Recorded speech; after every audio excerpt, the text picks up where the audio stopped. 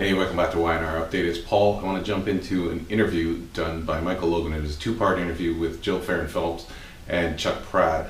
I guess they're co-executive producers of the Young and The Restless. And with regards to some of the things they said, and with regards to the fans and how they feel about that interview. And I'd love to have your feedback after you hear this. Message me and let me know what you think. A couple of things really struck me as disconcerting.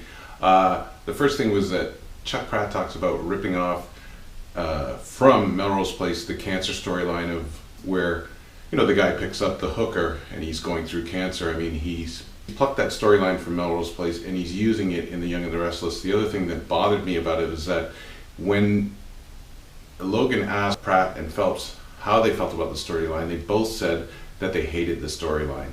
My question for Farren Phelps is why the storyline was permitted if it was one she didn't like, and then when Pratt got there, why they actually adopted one he'd already used. It looks like he didn't really take the time to study the character and see in recent history that they've both gone through infidelity with Lauren's character cheating on Michael with Carmine, and it was pretty recent, so it seems sort of insensitive to go at it that way, and it seems not really believable when you actually throw in another infidelity storyline. And they basically said in the interview that they are pushing Kane and Lauren together. I mean, it makes no sense to me. The other thing that I found interesting was that in the interview, every time that Chuck Pratt took a shot at either previous week storylines or previous week characters, he was taking a shot at Farren Phelps, who was obviously sitting right beside him in the interview. I don't understand why that didn't register with her and that wasn't a red flag. I think the two of these people have grown since they worked on Santa Barbara to the point where, yeah, by their own admission, that they do have fairly hefty egos. And I think it'll be no time until they turn on each other, because they then go on in the interview and talk about how they actually both have an equal amount of power, but in certain situations you see that Pratt is taking the lead as the writer and pushing through storylines, whether Farren Phelps likes it or not. I find that really odd. So in terms of the power, I think we kind of are seeing who really has the power. And then when we get into the storyline for the two Jacks, they actually give a teaser down the future and they say that Phyllis turns detective and starts figuring things out, but this is not going to be for months from now. So what they're saying is that this two Jack storyline, which is a hokey storyline, and I'll get into that later, is going to be dragged on for months before Phyllis even gets into the act. And for one, I didn't think that showrunners, let alone writers, were giving up that much of their plots ahead of time, which, I mean, why do I want to watch it then if I know that's the case? And the second part of that is it's letting the audience know that this is going to drag on for months. I don't even understand that.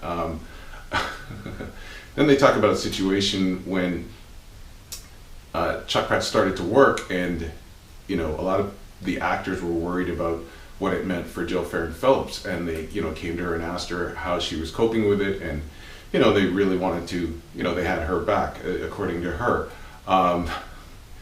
And when asked how the actors reacted, she gave her bit about that. And what did Pratt say? He said that they sneered at him. Doesn't that tell you something? When they were looking out for her, they knew you were coming in, and their first reaction was that they sneered at you.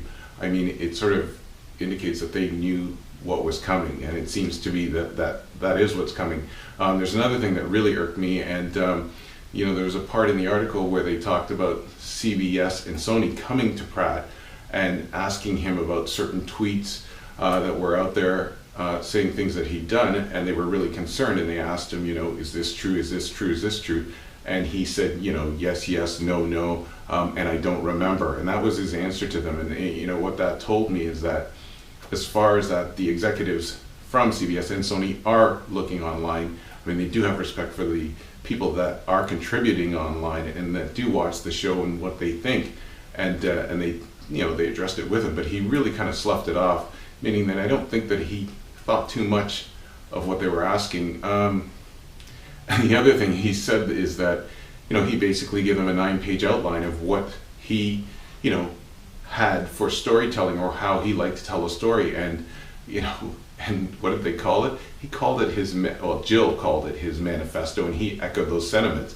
And I mean, really, you have a manifesto? That's how, so that is your edict that you're sending to the network, Chuck Pratt?